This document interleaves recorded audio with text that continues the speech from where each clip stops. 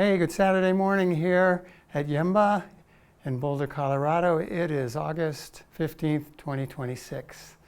You know, so many of my classes, maybe even most of them, are variations on a theme. One of the first things I got into in 1981 was listening to Feldenkrais talk about the pelvic clock and moving the pelvis this way and that way, just taking that lesson, and it just rocked my world. And those tilts, those sways, those rectangles, those are something I almost universally give everybody. One of the reasons the tilts, sways, and rectangles are so important is because I have not found a posture or a movement of any kind that doesn't have some variation or combination of one or all of those in it. So take your hands by your side and reach up. So what does this have to do with a tilt, sway, and rectangle? Well, first of all, you have to know how to do those movements to move T12 back if it's poking forward. And if you move T12 back and you understand the tilts, you understand the sacrum is tilting and releasing downwards.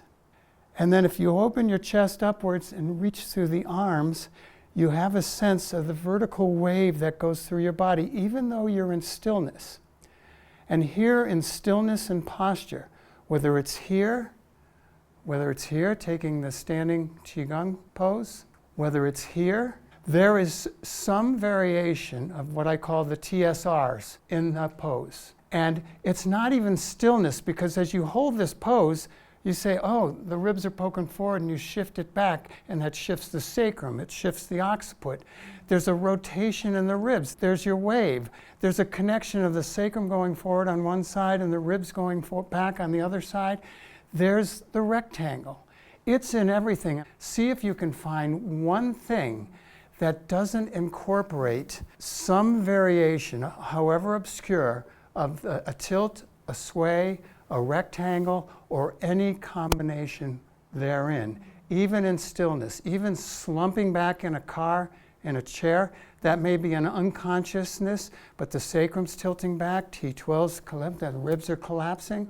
That may not be a good combination of those three things, but if you understand those combinations, tilt, sways, rectangles, and the reverberation into the feet and the head, you have so much more control and guidance over your chakras, over your nerve centers, over your L5, and so forth. I just bring that up because we're just going to do a little variation on a theme today of, guess what? Let's lie onto our backs. You're going to need your blocks, at least one block. And take your hands on the block just like this, and bend your elbows so the block is near your head so it can actually graze the hair. Not to touch the skin necessarily, but when you feel the hair grazed, you can feel the pressure go into the scalp. And then slide your arms towards straight. If they can straighten, fine. If not, fine. Just go to where you're comfortable. Reach through your heels, and then I reach through my fingertips to the degree that I'm comfortable without tensing my neck.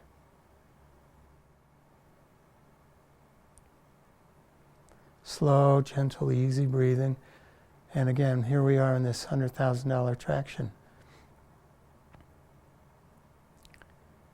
Great.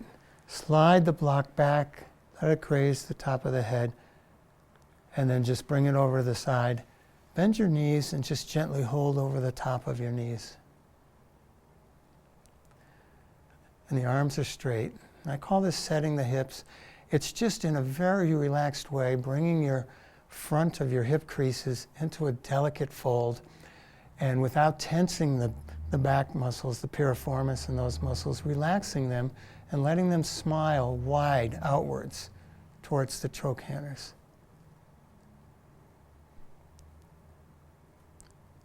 And then draw your shoulder blades up towards your ears, and as you slowly release them down, we'll take a 2 count in. As you draw them back out, back up towards your ears, we'll do a 2 count out. And inhale, 2, exhale, 2. Inhale, 2, exhale, 2. Inhale, feel the rocking, 2 of the sacrum, 2, maybe the occiput 2, exhale. Wow, I had it. Inhale, 2, exhale, 2. Now just relax your shoulders, still holding your knees, and we're going to go from one side over to the other side on a 3 count in, and then go back to the other side on a 3 count out. And inhale, 2, 3, exhale. Let your head turn opposite of the knee movement if it can, if it's comfortable. Inhale, 2, 3, exhale, 2, 3. Inhale, 2, 3, exhale, back to center. And then we're going to start at the right SI, go to the right kidney, left SI, a rectangular movement like that, 4 count in, 4 count out. And inhale, 2, 3. You can bend your elbows, 4. Exhale, 2. So relaxed in the belly, 4. Inhale, 2, 3, 4. Exhale, 2. Switch directions.